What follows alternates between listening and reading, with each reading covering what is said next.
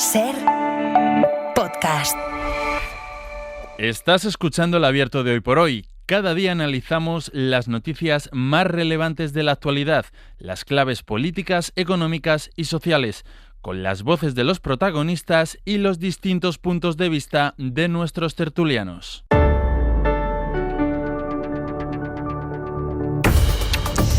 Tiempo para el análisis, tiempo para el abierto. Hoy en una edición especial de Hoy por Hoy que estamos realizando desde las 6 de la mañana, desde el Vaticano, desde la Plaza de San Pedro, donde esta tarde a las 7 de la tarde se cerrará definitivamente la capilla ardiente del Papa Francisco. Desde ahora y hasta las 7 es el tiempo que tienen todos aquellos que quieran pasar por la Basílica para dar el último adiós al pontífice.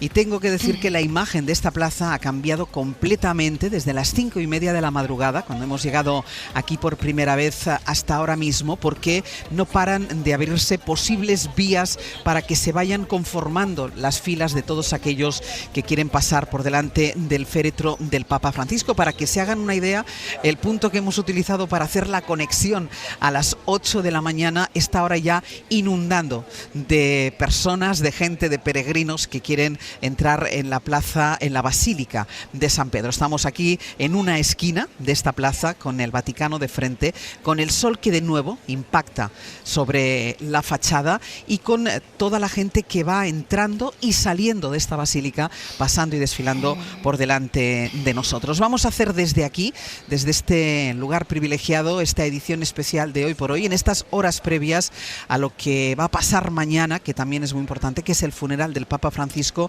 ya no solo por el funeral en sí, sino también por la gran concentración de mandatarios internacionales que van a estar a unos metros de donde nos encontramos nosotros, en esta misma Plaza de San Pedro. Van a ver delegaciones de más de 200 países al más alto nivel. La delegación española encabezada por los reyes Felipe y Leticia, por 3 ministros y por el líder de la oposición, pero va a estar aquí desde Donald Trump hasta Volodymyr Zelensky. Trump, que va a llegar a lo largo del día de hoy, lo contábamos a las 8 de la mañana. Trump, que anunció que podía tener encuentros bilaterales durante esta funeral, estos días, estas horas previas al funeral, pero ninguno de ellos aparece reflejado en su agenda. Bueno, de todo ello iremos hablando en este abierto especial desde la Plaza de San Pedro. Primero voy a saludar a los analistas que me acompañan esta mañana, no aquí conmigo, sé que alguno lo siente, pero cada uno en su lugar habitual. Mariola Urrea, buenos días. Yo soy una de esas que lo siente, Ángels, no te lo voy a perdonar. Lo sé porque me lo has dicho. Ignasi Guardans, buenos días. Bueno, yo te lo perdono, pero también me encantaría estar ahí, por supuesto. Y Josep Ramoneda, hola, buenos días. Buenos días. Bueno, yo pienso que hay mejores días para estar en Roma que hoy, ¿no? Exacto. De todas formas, en Roma siempre se está maravillosamente bien. Por cierto, Mariola, tú me decías que te envidio. Claro, me contabas que en el funeral del Papa Juan Pablo II, al que yo también asistí como periodista y me tocó cubrir, tú hiciste esta cola que está haciendo ahora muchísima gente. Sí, mira, yo entonces vivía en Italia, en Florencia, estaba haciendo una estancia postdoctoral y murió el Papa Juan Pablo II y me desplacé hasta la Ciudad del Vaticano para hacer esa cola. Estuve allí 8 horas esperando a pasar, a entrar a la capilla, a San Pedro, con un Papa muerto, un Papa de cuerpo presente, y lo hice seguramente por la misma razón que tú estabas allí, porque siempre creo que hay que estar donde se desarrolla la acción.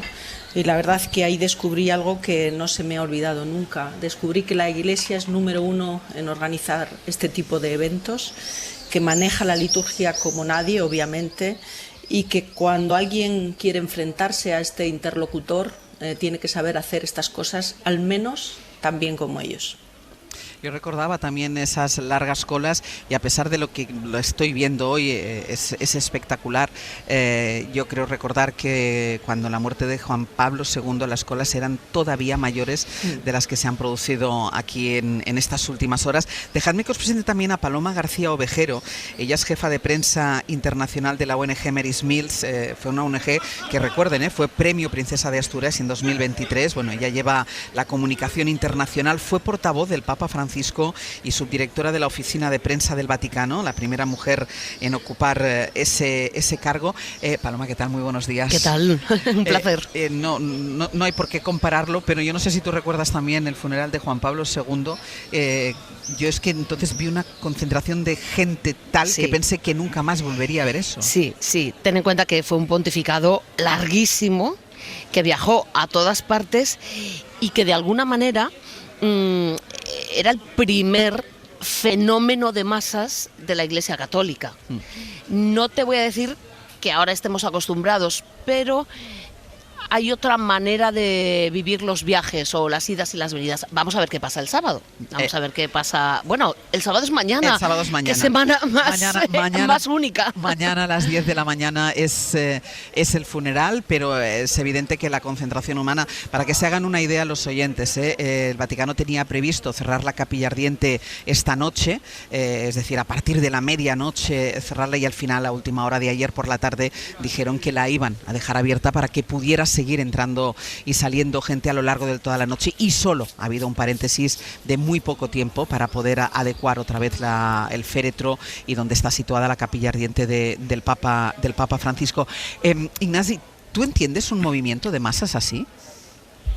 Sí, lo entiendo. O sea, lo entiendo desde muchas perspectivas. Hay una en la que otros serán más expertos, pero es estrictamente antropológica, si quieres, humana. La gente... y no los tiene en la política, no hablo de España, hablo en general,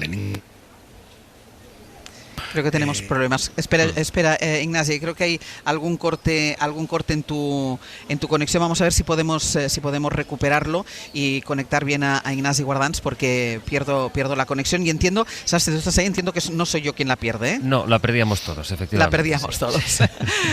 Ramoneda, ¿tú entiendes este tipo de movimiento de masas? Bueno, hace tiempo que ocurren movimientos de este tipo, y ahora poníais el ejemplo de Juan Pablo II, por tanto no es la primera vez. Es evidente que el poder de la Iglesia en el mundo todavía sigue siendo muy grande, pero yo creo que en este caso tiene algunas singularidades manifiestas, ¿no? Y la principal de todas ellas, pues esta capacidad de empatía y de comprensión que supo expresar, y con la que el Papa Francisco se hizo un personaje que resultaba pues de fácil acceso, digamos, ¿no? Sí. Y es verdad que la gente siente un cierto contagio, independientemente de que otros en este momento estén capitalizándolo y aprovechándolo de manera vergonzosa, como podemos ver sobre algunas presencias que hay hoy en Roma, ¿no? Pero a mí me parece que el Papa Francisco ha tenido este acierto, que es captar los problemas, poner sobre la mesa problemas que la Iglesia no ponía.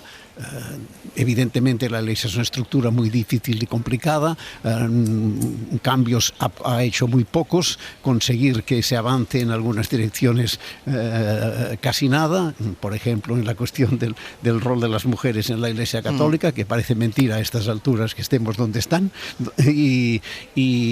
pero por lo menos ha sabido decir cosas que la gente entiende y que a la gente le afecta y que los otros no han sido capaces ni de decir. Y además ahora tenemos que esperar a ver cómo se construye la revancha, ¿no? Ignasi, que creo que te he recuperado ya. Sí, yo te hablaba de que hay una necesidad de liderazgo, ¿no? Hay un sentimiento de que la gente busca un liderazgo moral, busca pues un referente, y efectivamente el Papa Francisco ha sido ese referente de una forma que poca gente más es en este momento. No hay políticos en ningún país que tengan ese tipo de carisma, ¿no? Muchos papas han sido así, en ese sentido no es el primero, pero yo creo que ahora el vacío respecto de otro tipo de liderazgos es especialmente llamativo, ¿no? A partir de ahí, bueno, hay un análisis de que hay mucha gente que está ahí también por el momento histórico, o sea, es una sensación, lo decía hace un rato Mariela, o sea, pues que hay que estar porque hay que estar. porque es una cosa irrepetible, porque es algo que ocurre cada 10, 15 o 20 años, según lo que dure ese pontificado, y por tanto que tiene un elemento histórico importante. Yo sí entiendo, y cada vez que alguien sale despreciando la Iglesia Católica como ente, pues me acuerdo de Stalin, ¿no? Porque es un día para recordar muy bien a Stalin, cuando Stalin despreció al Papa diciendo, bueno, pero el Papa, ¿cuántas divisiones tiene el Papa, no? Pues hay gente que hoy no lo mide en tanques, pero considera que si el Papa no tiene, o el Vaticano, ¿entiendes?, no tiene un peso en bolsa o no está ahí negociando tarifas, pues entonces tiene menos peso. No, el papado y el Vaticano tiene una inmensa influencia, y en días como hoy y los que nos quedan, pues es donde eso se demuestra. Y el funeral de mañana, pues ahí lo tendrás, ¿no? Y Paloma decía una cosa, Mariola, que uno ve en estos momentos la capacidad que tiene la Iglesia, primero la capacidad de organización de este tipo de eventos, la capacidad de llevar la liturgia, digamos, a lo sublime. El otro día nosotros nos tocó dar en directo el trayecto, el traslado del féretro desde la residencia Santa Marta, donde había muerto el Papa, hasta la Basílica de San Pedro, donde se ha instalado la capilla ardiente, y seas creyente, no seas creyente, es hipnótica la imagen de cómo se organiza la liturgia. Vamos a ver, es que esa es la especialidad de la Iglesia Católica. O sea, todo esto está fundamentado en la Eucaristía, que es el sacramento en el que se repite, de alguna manera, la buena noticia que llevamos 2000 y pico años dando. Entonces, si hay algo sobre lo que la Iglesia ha trabajado, ha pensado, ha creado, ha construido, ha aportado, ha quitado, ha puesto, ha sido precisamente la liturgia. Y vas a ver el sábado mañana, que ya tengo el libreto por ahí, los cantos, el coro, cada detalle. Bueno, hay toda una oficina, para decirlo así, la de celebraciones litúrgicas, que es que se encarga de medir los tiempos, los pasos, el milímetro, la flor. Este funeral ya estaba organizado. Hombre, pero vamos... Y ya está organizado el funeral del siguiente Papa también. No tengas la menor duda. Que no sepamos quién es todavía. No, pero a él le tocará decir sí a todo antes de... Porque por si acaso. Es verdad que estos días estamos contando mucho que el Papa dejó unas indicaciones sobre cómo tenía que ser determinados aspectos de su funeral. Hemos puesto mucho el acento en el propio féretro, sencillo absolutamente, que no quería ser enterrado aquí en la Basílica de San Pedro, que quería ser enterrado en Santa María la Mayor, que es donde será trasladado mañana después del funeral. Es decir, el funeral lo organiza un departamento, pero cada papa puede dejar su huella en ese funeral. Exacto. El último funeral de papa que hemos visto es el de San Juan Pablo II, pero en la época en la que yo trabajaba en la oficina de prensa, digamos que cada cierto tiempo teníamos que actualizar el del Papa emérito, que era algo muy novedoso, porque tenía que ser a caballo entre papa reinante y cardenal sin más. Claro. Y también, digamos que se iba ayornando según la voluntad del Papa, pero también consultando pues a los liturgistas, a los biblistas. No hay puntada sin hilo, te lo aseguro, y no hay nada que no haya sido previamente de alguna forma pasado por el crisol de la historia, ¿no? Yeah. Aquí se trata de perpetuar la buena noticia que dio María Magdalena el lunes de Pascua, coincidiendo con la subida a la vida eterna del Papa Francisco. Pues es la misma, no está aquí, ha resucitado, pero claro, en latín, en mitad y mitad, como veremos mañana, y así te puedes imaginar todo el... pues desde los seriarios hasta los encargados de que los gentiluomini, ¿no? De alguna forma los mayordomos de honor.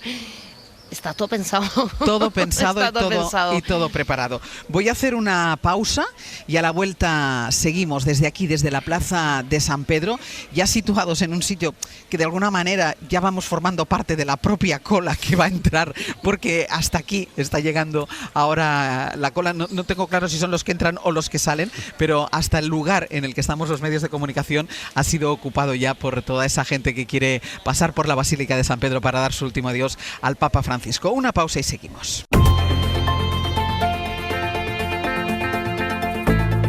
El Abierto. Ser podcast.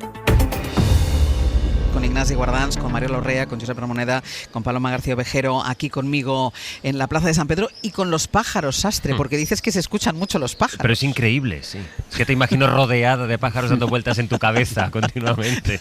No te creas que no voy observando todo el rato porque me dan un poco de miedo. Es verdad que hay una concentración y ahora ha bajado un poco porque hay muchísima más gente en la plaza que cuando hemos llegado a las 5 de la mañana y después cuando ha ido amaneciendo, pero hay muchísimos pájaros revoloteando.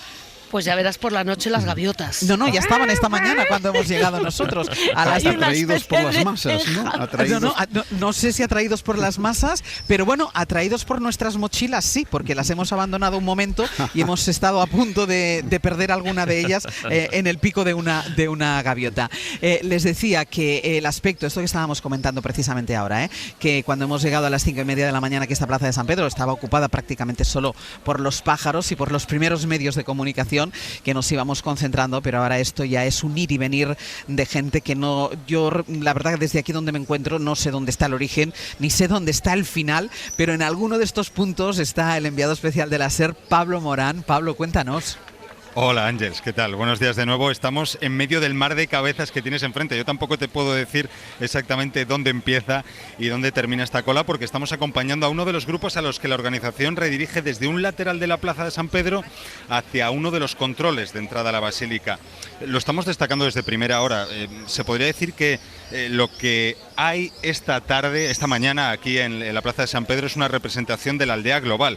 Hay europeos, asiáticos, africanos, muchos latinoamericanos, como Hugo, que ha venido de Perú. Hugo, ¿qué tal? Buenos días. Buenos días. Y me destacabas, Hugo, mientras estábamos esperando, lo que estaban comentando también en la tertulia, en el abierto, ¿no? Que el Papa Francisco supo llegar a la gente, supo llegar a la gente, al pueblo, a la gente humilde, que llegó con un inmenso amor y cariño para dar a la gente pobre que existe en nuestro mundo.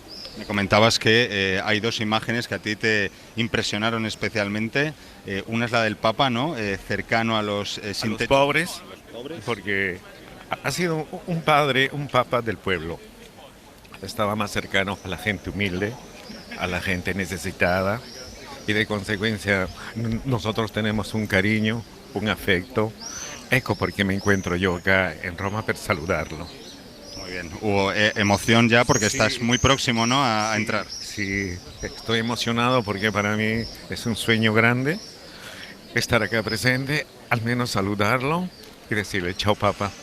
Hugo, pues muchísimas gracias, muy amable por atendernos. Estoy emocionado, grande. Muchas gracias. Es un sueño grande. Bueno, ese saludo a la gente hispana.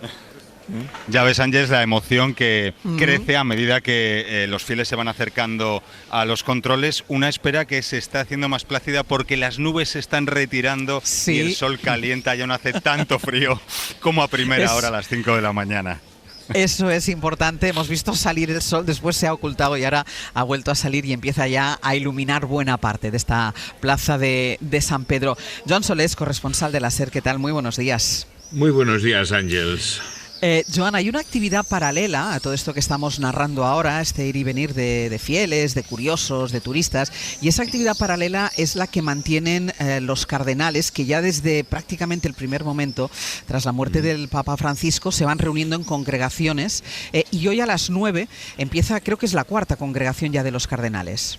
Sí, así es. Las congregaciones de cardenales han empezado sus discusiones a puertas cerradas previas al cónclave de mayo. Sus eminencias se interrogan sobre la situación de la Iglesia Católica en el mundo y sobre el perfil del próximo Papa. Un intérprete, Ángels, en el interior de estas congregaciones nos ha dicho que no puede contar nada porque le han obligado a jurar que va a mantener el secreto de las deliberaciones. Sin embargo, nos ha confirmado que a menudo hay conversaciones subidas de tono entre los cardenales que quieren poner fin a las reformas de Francisco y aquellos que desean la continuidad. Pero no ha podido aportar más detalles y no sabes cuánto lo lamentamos. Pues de momento nos quedamos con esa incógnita. No hay más detalles de lo que pasa ahí dentro. Tú contabas el otro día, Joan, que se llama cónclave y que ayer nos decía Lola Pons, nuestra profesora de lengua, que deberíamos decir conclave, no cónclave, sino conclave, porque es cerrado con llave. Bueno, en italiano Sí. es conclave. Claro, claro. Literalmente, conclave. Claro, claro. Pues ayer nos decía Lola Pons que dice los españoles tenemos la manía de poner esdrújulas todas las palabras, pero que originariamente tenía que ser conclave. Decía esta mañana el secretario de Estado, Paloma, que iba a ser un conclave bello, pero complicado.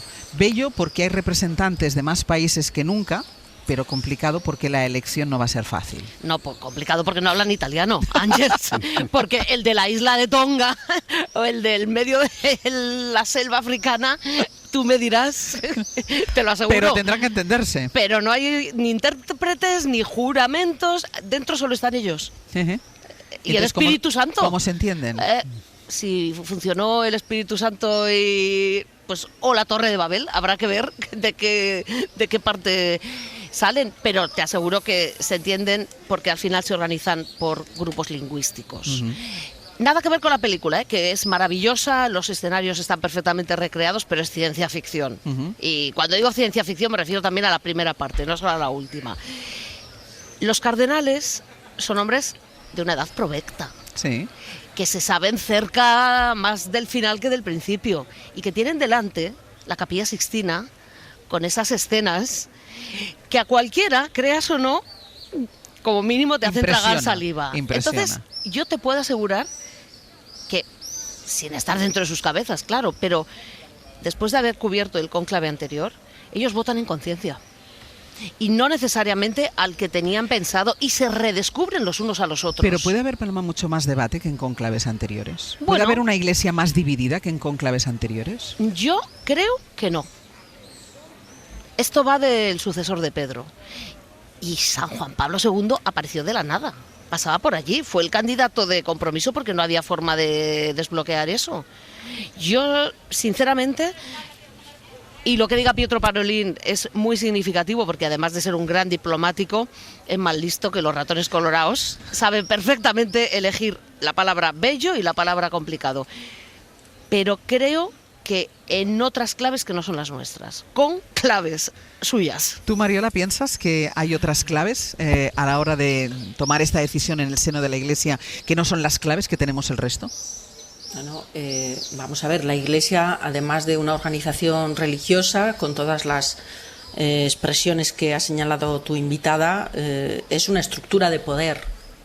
Y están eligiendo a un líder religioso, pero están eligiendo a alguien que va a ejercer poder. Y hay muchas maneras de ejercer ese poder con un mensaje en unos términos o en otros.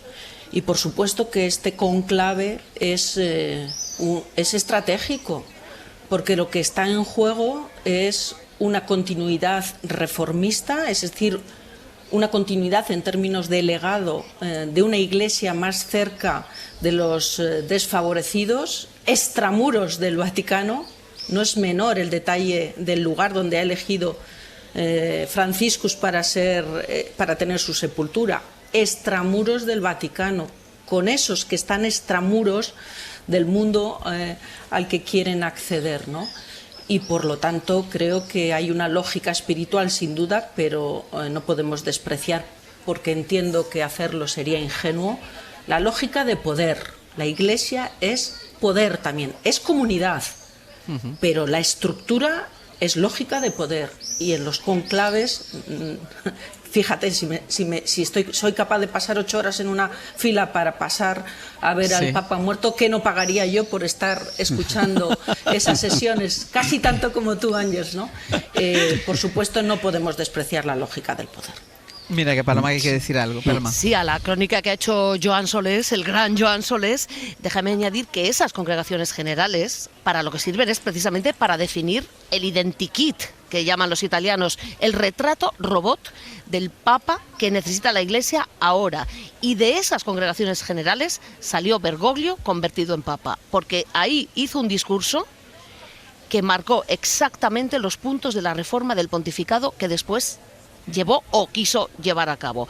Y si no es porque ahí les dejó a todos empatados, no se hubiera convertido en candidato inmediato. O sea que están pasando cosas que determinarán el cónclave. Y ahora sí que podremos tener alguna que otra pista de lo que se dicen, aunque juren todo. Déjame, Ramón, que sé que quieres hablar, Ignasi también, pero me tengo que ir al boletín, tengo que hacer la pausa al boletín. Voy a aprovechar para despedir a Paloma. Un honor. Muchísimas gracias por haber estado con nosotros en este arranque del Abierto. Muchísimas gracias. Un abrazo. Vamos a hacer una pausa y a la vuelta seguimos con el análisis de todo lo que está sucediendo aquí en Roma y además en las horas previas, insistimos, a la llegada de todos los mandatarios internacionales que van a estar presentes en ese funeral que se va a oficiar mañana a partir de las 10 de la mañana aquí en la Basílica de San Pedro.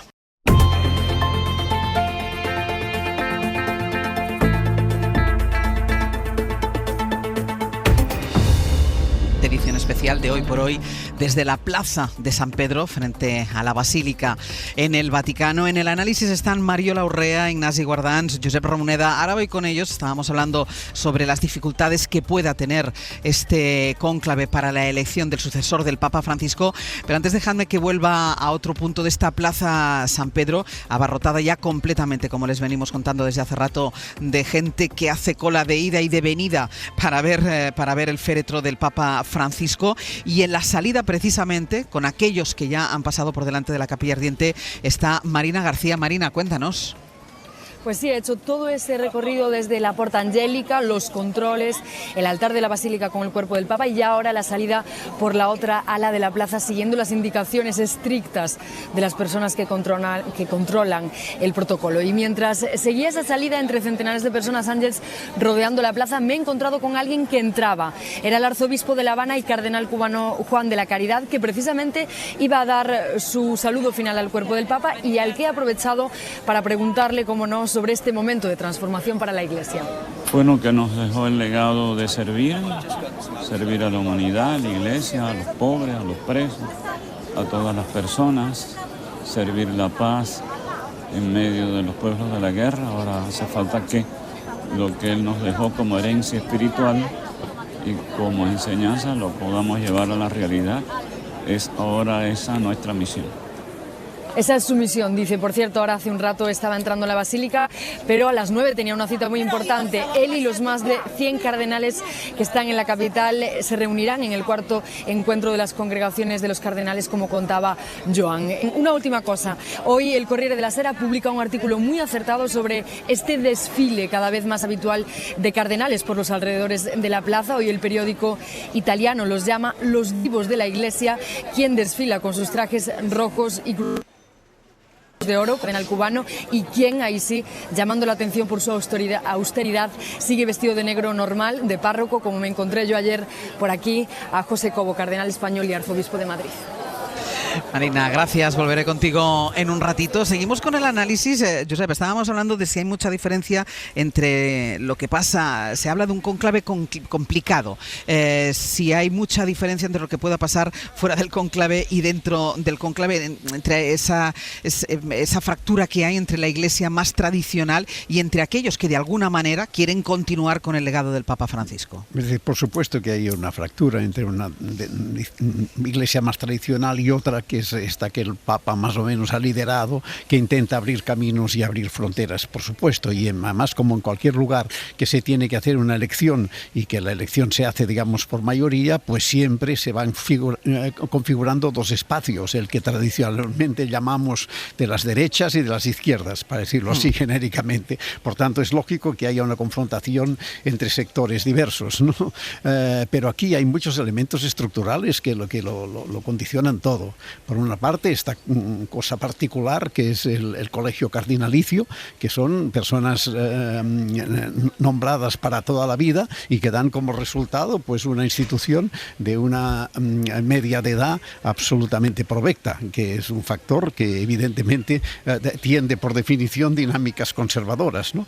Pero además hay las infinitas limitaciones de un espacio como es el espacio de la Iglesia Católica para abrir reformas a fondo. El Papa Francisco lo único que ha hecho es plantear interrogantes y osar hablar de cosas y con personas con las que normalmente no se hablaba. Pero a partir de aquí, el margen de maniobra del colegio cardenalicio, siendo la Iglesia como es, a mí me parece que es bastante limitado y en este momento además es bastante creíble que haya una reacción digamos conservadora para parar un poco la lista de preguntas planteadas por el Papa Francisco. Es que hay cuestiones de fondo muy grandes que parece mentira que todavía no se hayan resuelto. Yo insisto, a mí me cuesta muchísimo entender una institución de esta envergadura y este reconocimiento que tienen las mujeres en situación de inferioridad, que no se las reconoce como capaces de gobernar, de decidir, de actuar. Pues, en fin, estamos en una institución así y parece mentira, ¿no? Y yendo ya a cosas muy concretas, pues me parece que no es casual, por ejemplo, que un personaje como Trump se haya acercado hoy a Roma. Trump, quiere dejar claro del marco en que se promueve el tiempo de esta institución y que el trumpismo está allí, ¿no? Ignasi. Bueno, hay dos frentes distintos, ¿no? Dos ejes que seguro, no tengo ninguna duda, que los cardenales van a considerar. Uno se mueve estrictamente en el plano de la doctrina, efectivamente, de cuál es el papel de la Iglesia, decía Gran Moneda, pues el papel de la mujer, la sexualidad, tanto cómo afrontar el tema del aborto, incluso hay algunos que querían volver a echar fuera a los divorciados. Hay muchos temas de este estilo en los que efectivamente pues hay riesgos graves dentro de la Iglesia, ¿no? Si uno que tenga algún interés con esto quiere escuchar a los obispos alemanes, pues claro, en algún momento se habló de que parecía haber habido un cisma ahí, o sea que, porque en este tema están todo lo por delante que se puede ir respecto de pues obispos o cardenales pues africanos, latinoamericanos, que son muy tradicionalistas, ¿no? O sea que esa tensión está ahí y efectivamente pues se puede ir reformando, pero yo no creo que vaya a haber tampoco ni siquiera si hay alguien en la línea de Francisco que haga una revuelta. Pero bueno, se puede seguir evolucionando o se puede ir, yo creo hacia atrás no, pero detener un poco el ritmo de lo que parecía que Francisco estaba haciendo. Pero hay otro eje importantísimo. La Iglesia no existe en la Capilla Sixtina, la Iglesia existe en la realidad. La Iglesia mueve dinero, la Iglesia está en Nueva York, está en Madrid, está en Sevilla, está en Helsinki y está en Filipinas, ¿no? Y está en África, ese continente al que Trump le ha cortado la ayuda y que sigue en guerra y que sigue abandonado de todos. ¿Qué quiero decir con eso? Que hay una dimensión geopolítica importantísima y que el próximo Papa se va a encontrar con guerras, esperemos que ninguna mundial, pero ciertamente local. Mientras estamos hablando aquí y hoy tenemos otras prioridades, están Pakistán y la India a punto de ir a la guerra, ¿no? Por poner un ejemplo nuevo, un frente nuevo además de los que ya teníamos, ¿no? Y entonces ese Papa se va a tener que ocupar de eso. Y ahí es donde hace falta, pues, por lo menos es un dato importantísimo en esa elección. Algunos de los candidatos de los que están hablando, pues están más cerca de intentar compatibilizar con la nueva extrema derecha, con Trump, con ese tipo de poderosos, y otros están más dispuestos a plantar cara, y otros tienen la prioridad de hablar con China, como es el caso de Parolin, que tiene, que sería el papa más pro-chino que haya habido en la historia de la Iglesia, por poner un ejemplo, ¿no? Y por supuesto, si hay un papa de africano, no creo, pero si hay un papa asiático, pues hablará de África, y hablará de África respecto de aquellos que la están atacando o que quieren cortar la ayuda o que les importa muy poco lo que ocurre ahí. Y por tanto, la dimensión geopolítica por un lado, la dimensión doctrinal por otra. Y las dos, pues son, no digo que sean incompatibles, pero que no van juntas. Quiere decir, uno puede ser muy tradicionalista en el ámbito de la doctrina y ser en cambio, pues muy defensor de los derechos humanos, defensor de las libertades, antitrumpiano, si me permitís la expresión. Por tanto, cuidado con la idea de que quien es conservador es trumpiano, porque no puede ser conservador en el sentido de provida, el tema de libertad sexual, etcétera, pero en cambio ser alguien tremendamente respetuoso de la ONU, que exija pues de cambio climático. Ponemos otro ejemplo también en el que el Papa pues tiene mucho que decir, porque hay todo ese elemento de influencia que va mucho más allá de la Iglesia, y esa es la complejidad del personaje que tienen que escoger. Mariola, que querías decir algo. Sí, yo fíjate, discrepo un poco en esta aproximación que hacía ahora Ignasi, porque yo creo que el mensaje del Papa es único. y tiene que combinar ese mensaje con esas dos vertientes de líder religioso, con las cuestiones de doctrina. Lo único, ¿no? Son dos vertientes y combina las dos. Sí, no, déjame que termine el argumento. Y con la otra versión de jefe de Estado, con todas las variables que eso representa, ¿no? A mí me resulta muy difícil que un papa conservador en términos doctrinales, citabas tú dos casos, uno todo lo relativo a la libertad sexual, todo lo relativo al origen y el final de la vida, puede ser otra de las variables. Otro ejemplo, puede desarrollar, incluso has citado el caso del medio ambiente y del posicionamiento hacia el medio ambiente. Yo creo que alguien conservador en esta clave es muy difícil, en términos doctrinales, que luego represente un modelo de papado en términos geopolíticos que se alinee con los desafíos que hoy tiene el mundo. Y ahí no estamos de acuerdo, pero lo veremos. No pasa nada, que no pasa nada. Ya lo he advertido que discrepaba de ti. Pero voy a un elemento que me parece para la reflexión.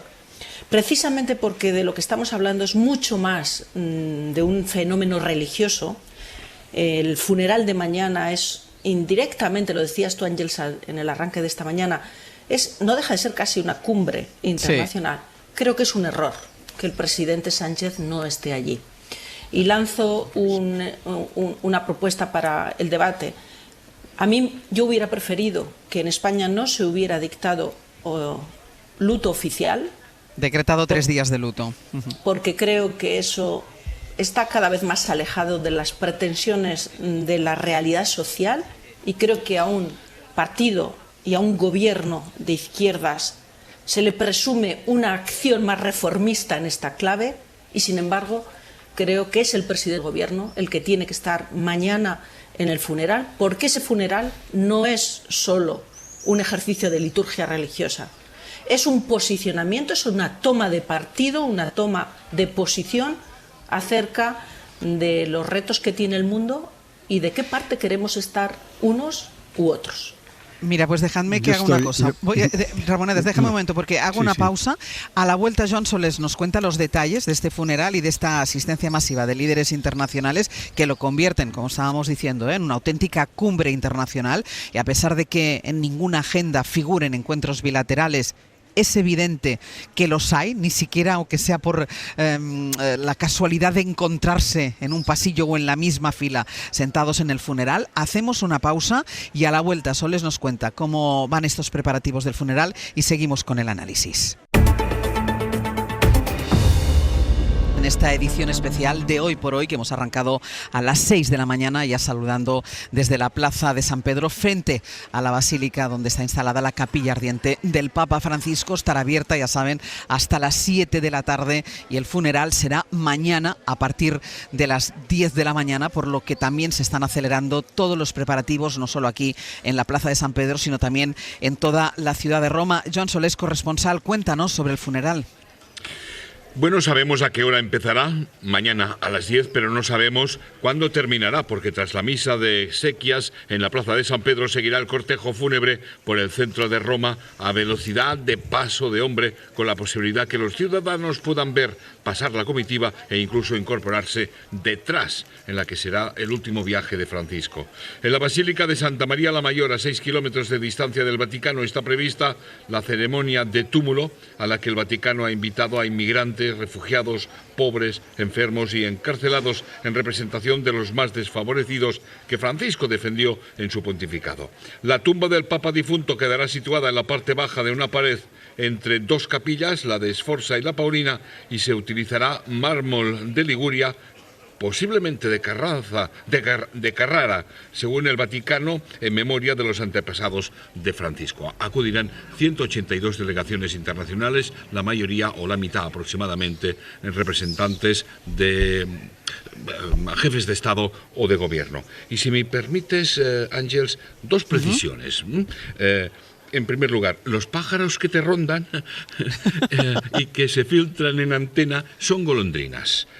Vale. Y alguna gaviota, ¿eh? Alguna gaviota sí, también, ¿eh? Sí, pero se filtran menos. Vale. Al menos esta mañana son las golondrinas. Y preciso también que en castellano, con clave, es decir, con llave, como quedarán encerrados los cardenales durante la elección del Papa, es una palabra esdrújula según la Real Academia de la Lengua. Al menos por ahora, no podemos hacer nada, es decir, es cónclave y no es conclave. Originariamente era conclave, lo que pasa como decía ayer Lola Pons, tenemos mucha facilidad los españoles en poner esdrújulas, el acento esdrújulo a las palabras.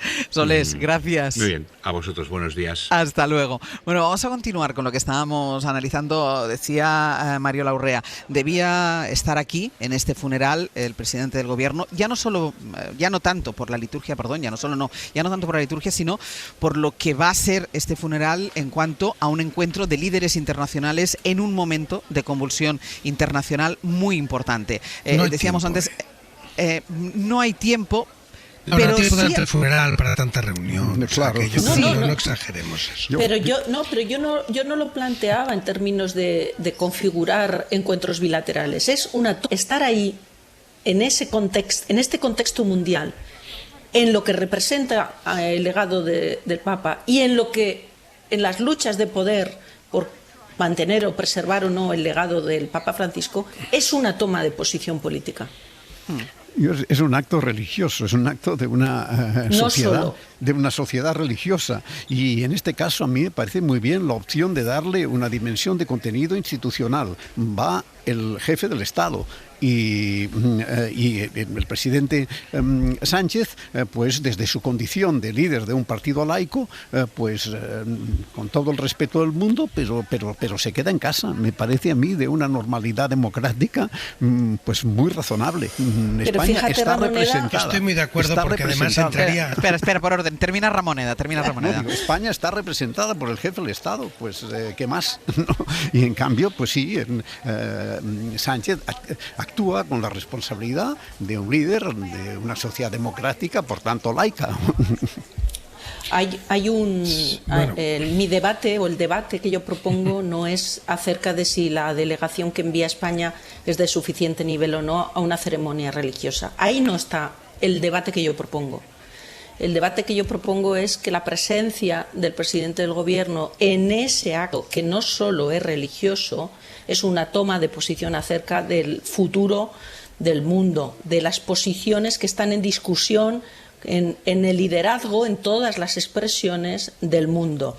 Y segunda cuestión, puesto que el presidente del gobierno preside un gobierno progresista, reformista, y el partido al que representa es laico, aunque el Estado sea confesional, me hubiera gustado más audacia que representa la idea de no decretar el luto oficial. Siento que ha sido un gobierno un tanto conservador y poco audaz en lo que representa la declaración de luto oficial, y ha querido sacar pecho en la no asistencia a un funeral, perdiendo una oportunidad por la toma de posición política. En lo del luto estoy de acuerdo contigo. En lo del luto estoy totalmente de acuerdo contigo. Ignasi, voy contigo. Ignasi.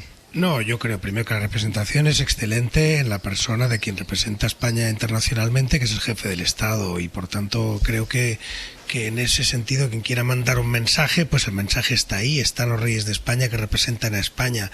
Todo lo que hubiera hecho Pedro Sánchez ahí en Roma sería estrictamente de consumo interno, sería un mensaje estrictamente hacia la propia parroquia, y por tanto a mí me parece perfectamente correcto, así como creo que se equivocó al no estar en Notre Dame, porque en la inauguración de Notre Dame, aquí en este momento creo que me parece normal, ¿no? Además el protocolo va a ser muy estricto, o sea, una de las anécdotas que vamos a ver mañana es que ese energúmeno que gobierna en Washington insultó y atacó a Biden por donde la habían sentado en el funeral de Isabel II, ¿no?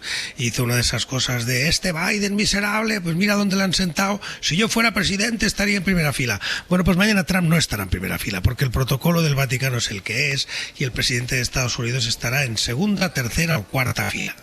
En primera fila estarán los monarcas, las casas reinantes. Estarán los monarcas y los países católicos, etcétera, etcétera. Es una cosa medidísima desde hace años. Es decir, que si hubiera ido Pedro Sánchez, además de los Reyes, pues significa que la representación española tendría 3 de primer nivel, porque claro, yo creo que está perfectamente bien como se ha hecho, y tampoco me parece mal a mí lo del luto de unos días. A mí sí. Otra cosa es que podríamos tener más ocasiones de luto, no menos.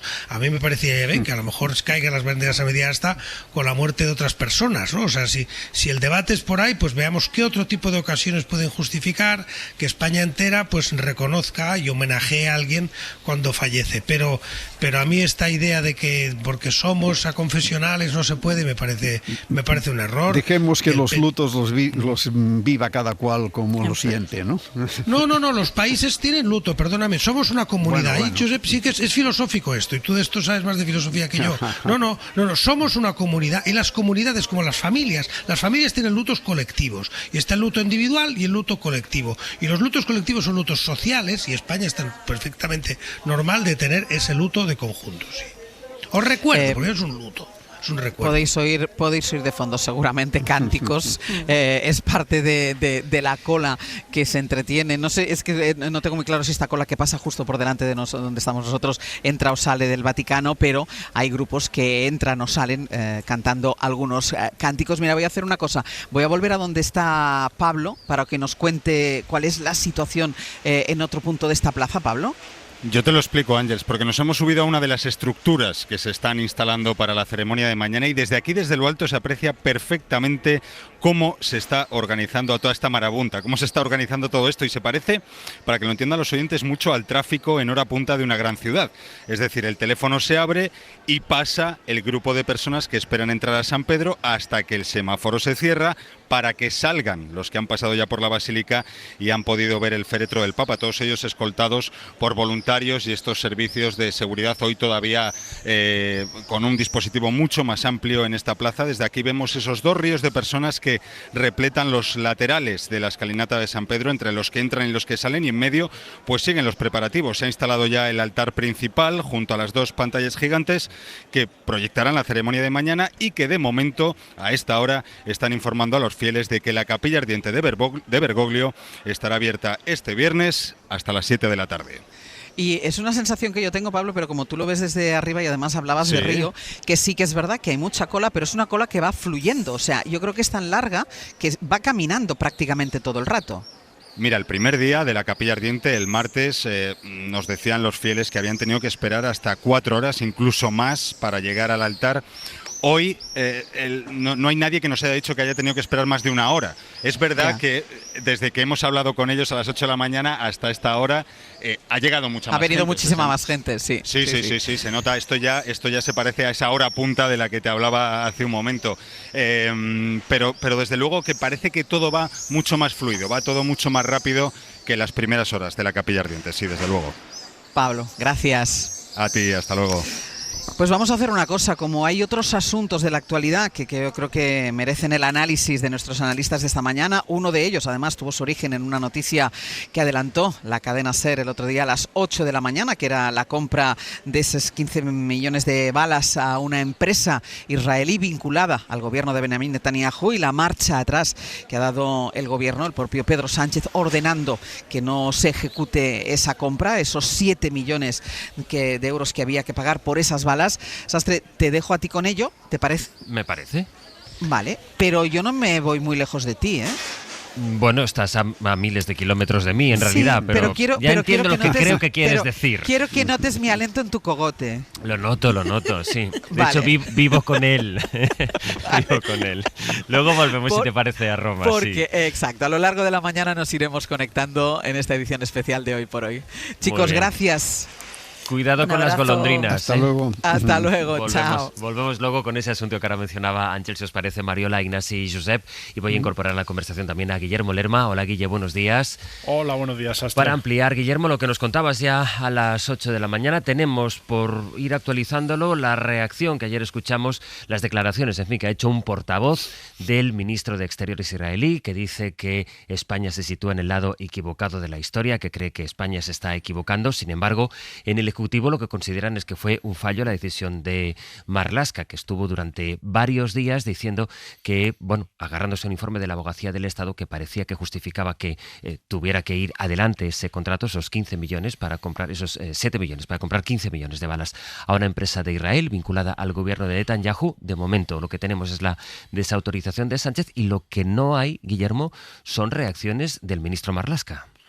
No, por ahora no hemos escuchado la explicación del titular de Interior a todo lo que ha ocurrido en las últimas horas. Ha optado Marlaska por guardar silencio. Hoy no tiene agenda pública y en su equipo lo que dicen es que por ahora no va a hacer declaraciones. En la Moncloa descartan que el ministro del Interior tenga que asumir ningún tipo de responsabilidad política por la gestión del contrato, aunque sí que hay voces en el PSOE que admiten que lo sucedido, que la polémica que se ha generado por esa crisis abierta también con los socios de la coalición lo ha dejado tocado. En el gobierno no se prevén dimisiones en este momento, a pesar de que, como venimos contando, Interior formalizó ese contrato, la compra de esos 15 millones de balas a Israel, sin comunicar la decisión a presidencia del gobierno, que 6 meses antes había dado la orden de paralizarlo. El propio Sánchez, en sede parlamentaria, se había comprometido ante los grupos a no realizar ninguna operación de compraventa de armamento con Israel. Los socialistas reconocen el malestar, la incomodidad con la gestión, pero aseguran que todo esto se explica por un error administrativo y que no hubo mala fe en la gestión del titular de Interior. Lo cierto es que Sánchez, ante el revuelo político, dio la orden de atajar rápidamente esa crisis provocada por la decisión de Interior, que hasta unas horas antes de comunicar que se paralizaba el contrato, insistía en que eso era legalmente imposible, en que no se podía anular ese contrato, alegando además que había una comunicación de la Abogacía del Estado que recomendaba seguir adelante. Durante 6 meses, decía el Ministerio, había estado estudiando todas las posibilidades. Finalmente, en unas horas, la Moncloa encontró esa fórmula que pasa por no autorizar el envío desde Israel de los palés con las balas que se habían formalizado en su compra. Guille, gracias. Hasta luego. Está el relato de la situación ahora mismo en la parte socialista, digamos, del Ejecutivo y especialmente en la relación entre la presidencia del Gobierno, entre su presidente y el ministro Marlaska. A pesar de la crisis que ha supuesto el contrato en el seno del Gobierno, en Sumar la dan por zanjada. De hecho, la propia Yolanda Díaz se ha felicitado de su papel como negociadora para que finalmente se produjera esta rescisión. José Coello, buenos días. ¿Qué tal, Sastre? Buenos días. Crisis en ese sentido resuelta, aunque en Izquierda Unida nos decías también antes que colea todavía cierto malestar por la política de defensa y lo que piden ahora es que haya una auditoría del resto de contratos que se han hecho con empresas de Israel. Sí, las diferencias por cómo se ha llevado a cabo esta gestión ahora se han trasladado dentro de Sumar. Izquierda Unida, que fue quien primero movió ficha con su amago de salir del gobierno, cree que no se reconoce lo suficiente este movimiento que desencadenó lo que vino después. En privado, en IU exigen que se dé más valor a este paso, a la vez que tampoco ha gustado mucho cómo Yolanda Díaz ha capitalizado el éxito de la presión al Ministerio del Interior. No ha gustado, por ejemplo, declaraciones como esta de la vicepresidenta. Llevo desde ayer negociando con el ministro Marlaska y con la presidencia del Gobierno. Creo que lo importante hoy es que este contrato por fin se encuentra rescindido. En IU creen que Yolanda Díaz atribuye méritos que no son exclusivamente suyos. Y enfrente también hemos preguntado en Sumar, y ya te digo, Sastre, que el enfado es recíproco. Porque fuentes de Sumar nos dicen que una vez conocido el contrato con Israel, ellos intentaron solucionarlo rápido con el PSOE, pero culpan a Izquierda Unida de causar demasiado revuelo por lanzar la advertencia de salir del gobierno y pedir la dimisión de Marlaska y de Robles. Veremos si esta herida sigue supurando en Sumar, porque en Izquierda Unida también nos dicen que no van a dejar de criticar la política de defensa del gobierno y van a exigir auditorías para los contratos que aún están vigentes. Y a todo este cóctel, Sastre, le añadimos un ingrediente más. Acabamos de conocer un documento interno de Izquierda Unida que dice, entre otras cosas, que si no hay unidad de la izquierda, ellos van a ir a las elecciones sí o sí. Bueno, pues esta última frase que veremos qué consecuencias tiene después del debate que ya saben se está abriendo sobre la candidatura de la izquierda de cara a las generales. Josu, gracias. A vosotros. Vamos a escuchar también la valoración que hacía ayer Alberto Núñez Feijóo. Es verdad que hay socios en el gobierno de España que prefieren hacer contratos con gobiernos no democráticos. A nosotros nos gusta cumplir los contratos y hacer contratos con gobiernos democráticos todavía tiene un plus de exigencia de cumplimiento. acaba de hacer saber el Partido Popular que esto dice que le parece un abuso de poder del presidente del gobierno y aseguran que presentarán la oportuna denuncia ante el Tribunal de Cuentas. Dice el PP que los contratos acordados se cumplen, en eso consiste el interés general. De todo este pasaje que acabas de escuchar, Josep, que es un poco el pasaje que ya venimos describiendo desde que la SER precisamente y este programa contara la información de Javier Bañuelos del contrato firmado en Semana Santa, ¿qué impresión sacas? Bueno, para mí es evidente en este momento que Marlaska lo que tendría que hacer es dimitir. Si las cosas son tal como se han narrado, pues él incumplió una instrucción de Sánchez y además la incumplió más o menos pues escondiéndola. A mí me parece que hay una responsabilidad y que lo lógico no es que lo tuviera que echar Sánchez, sino que dimitiera él, en fin, por dignidad.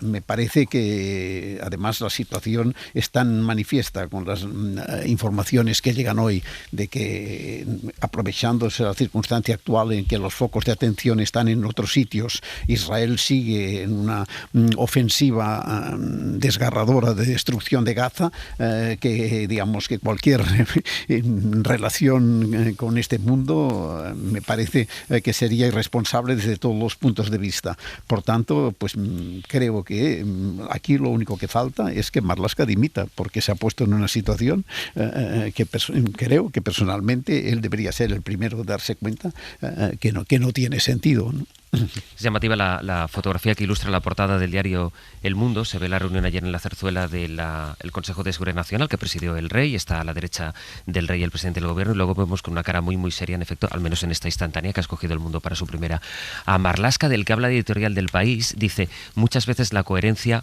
cuesta dinero. El ministro Fernando Grande Marlaska tiene que responder por este episodio ante los ciudadanos y ante el Parlamento. Casi peor que la descoordinación, dice el editorialista del País, es la sensación de que ninguna polémica relacionada con su ministerio tiene consecuencias. Ignasi. Sí, es muy poco serio todo, ¿no? Ya de entrada, perdonad que como jurista y con algo de experiencia en la Administración del Estado, se puede decir que se ha estado estudiando un contrato durante 6 meses. 6 meses para ver qué se hace con un contrato público y que al cabo de 6 meses se toma una decisión y en una tarde desde Moncloa te lo tumban. O sea, por favor, un poco de rigor, ¿no? O sea, la abogacía del Estado no necesita 6 meses para ver qué hace con un contrato. O sea, es que no tiene ni pies ni cabeza.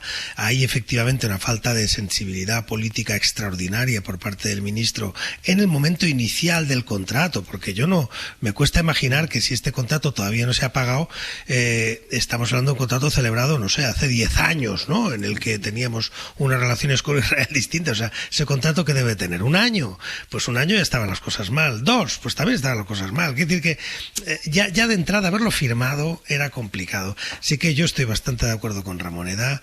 La situación de Marlaska es bastante difícil de sostener. En política hay que asumir las consecuencias.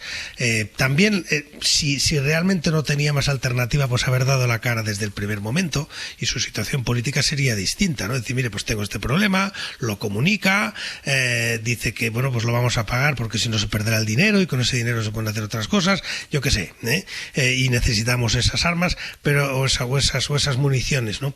Pero lo que se ha hecho aquí de intentar pasar ese contrato de tapadillo, que sea un medio de comunicación quien lo saca, en Viernes Santo, recuerdo de otras cosas, no que lo recuerde yo, que era niño, pero es decir, recuerdo de otras cosas que venían del Ministerio del Interior o de Justicia en ese momento en Viernes Santo, ¿no?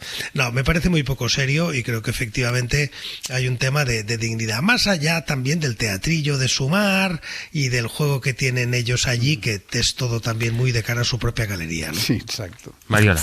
Sí, yo celebro la decisión de Pedro Sánchez de resolver este asunto, aunque sea con esa fórmula imaginativa que habéis planteado de no autorizar el envío del material. Y celebro la decisión de Pedro Sánchez, cueste lo que cueste.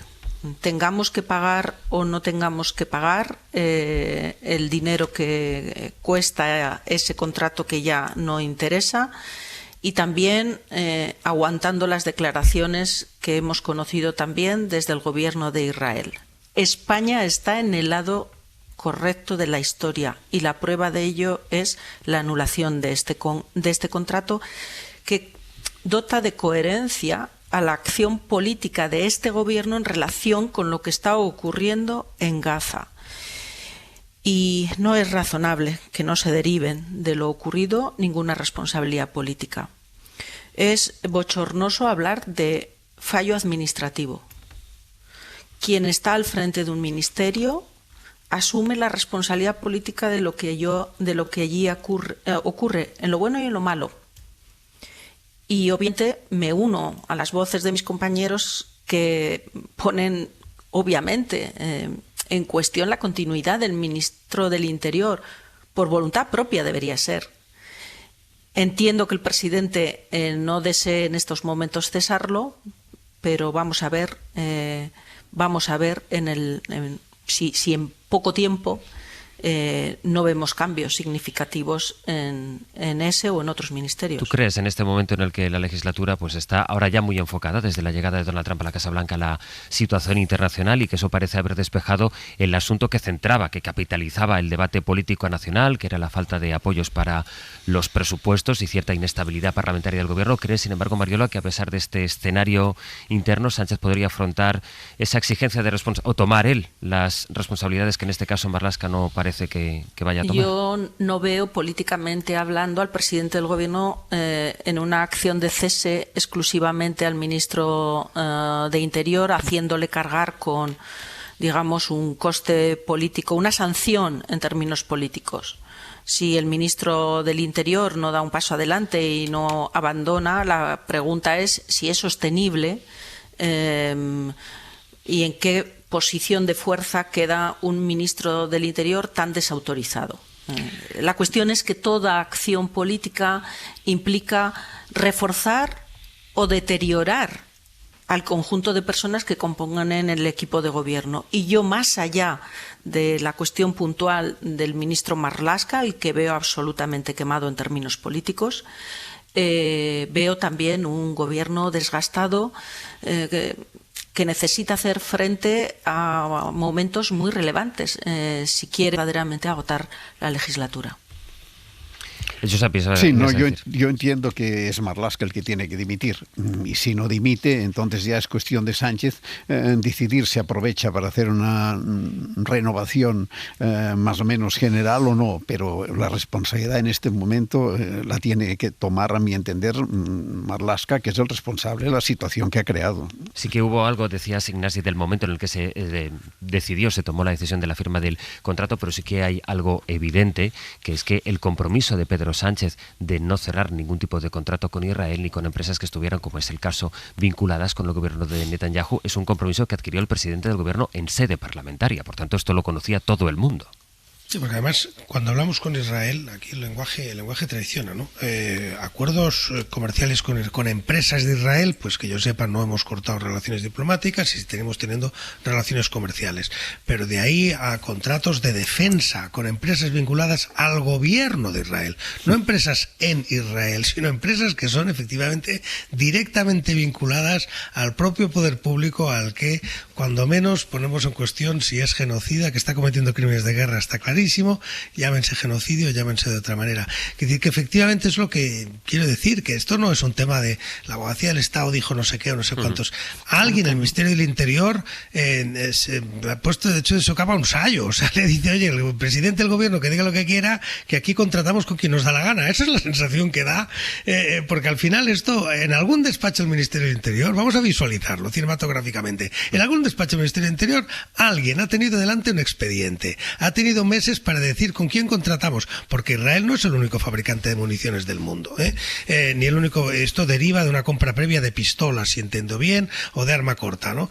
Bueno, pues alguien ha decidido que ahí lo que diga el presidente del gobierno no se les aplica, y lo que diga el presidente del gobierno en el Parlamento no se les aplica, y que ellos hacen lo que les dé la gana, y por tanto por eso hay responsabilidad política, porque es una falta de seriedad y de respeto total a su propio presidente, ¿no? Hay otra interpretación, Ignasi, esta incluso podríamos decir que es hasta inteligente, maquiavélica, pero inteligente.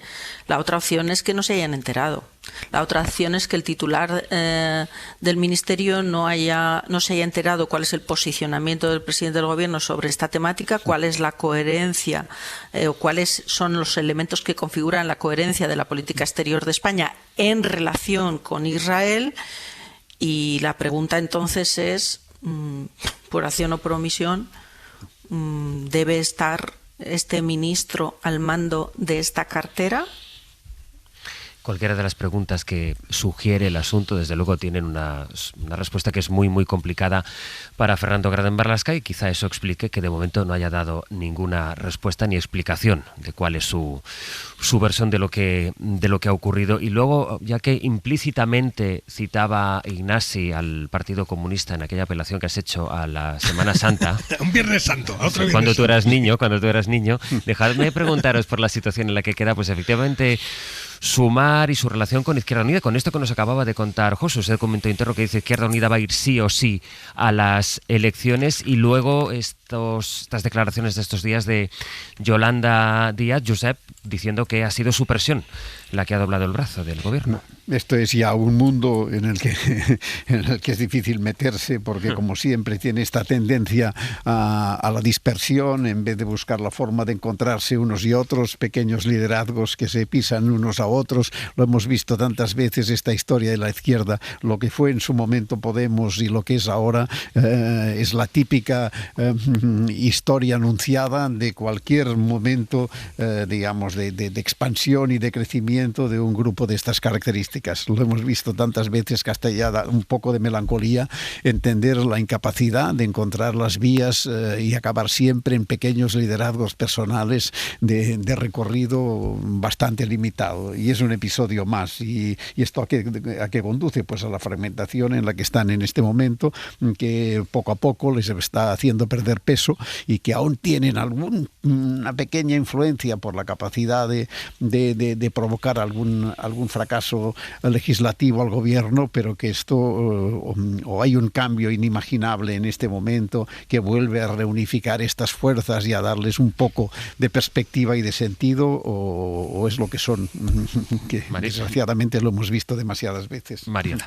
Sí, yo creo que también en este episodio tampoco hay que despreciar una especie de hiperactuación de la izquierda necesitada, obviamente, de ganar batallas, ¿no?, dentro de una coalición de gobierno y dentro de un debate político que está tensionando mucho las propias costuras y la propia coherencia de estos partidos en relación con un debate que es muy complejo, que es el debate acerca de la seguridad y la defensa. Necesitamos reconfigurar una narrativa en torno a la lógica política que ha habido detrás en muchos países, en España también, acerca de lo que significa el armamento, de lo que significa la política de seguridad, de lo que significa la política de defensa. Vivimos en un orden mundial donde se han roto las reglas, y la izquierda de la izquierda tiene que hacer también su propio recorrido. Entonces, bueno, están viviendo momentos complicados, de debates políticos muy complicados,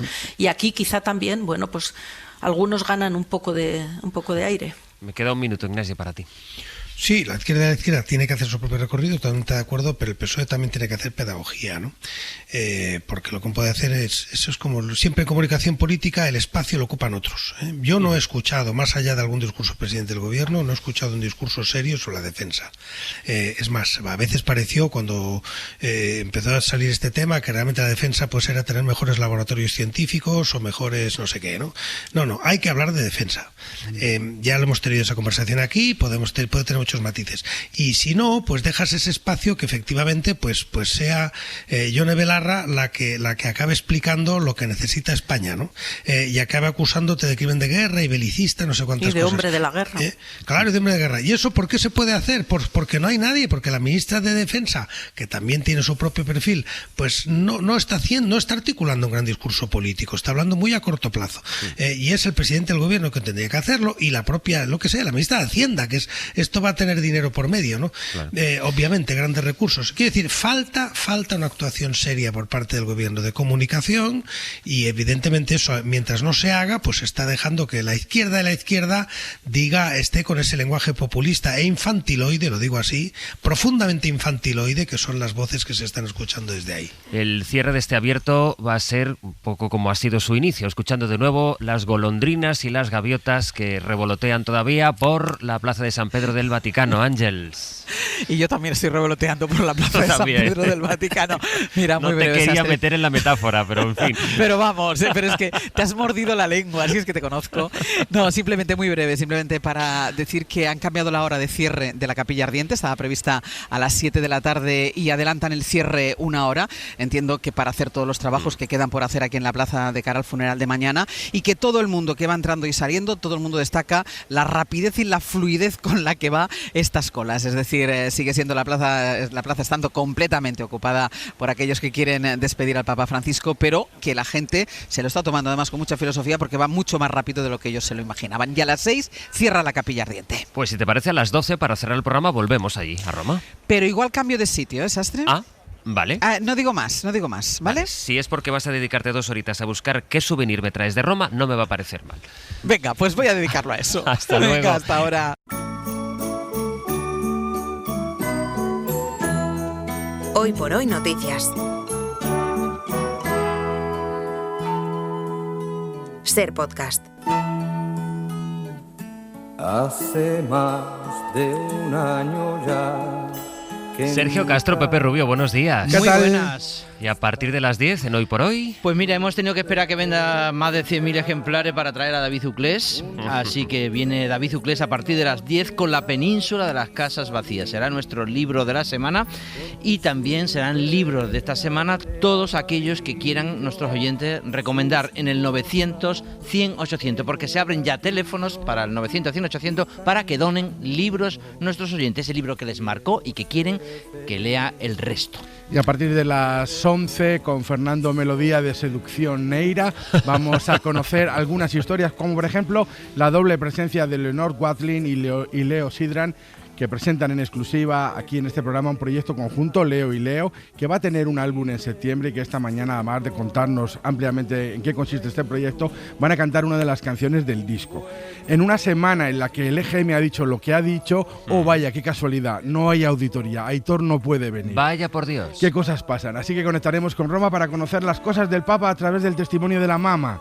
De Ángeles Barceló, que es la que tenemos allí desplazada. Oye, mucha lectura hoy, ¿no? Porque es Leo y la biblioteca. Y la biblioteca, sí, además de un libro que es el libro del año, el de David Uclés, y exclusiva también con Neira, bueno, en fin, que muchas cosas.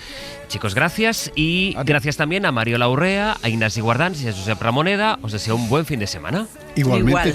Un abrazo. Hasta la próxima. Para no perderte ningún episodio, síguenos en la aplicación o la web de la SER, Podium Podcast o tu plataforma de audio favorita.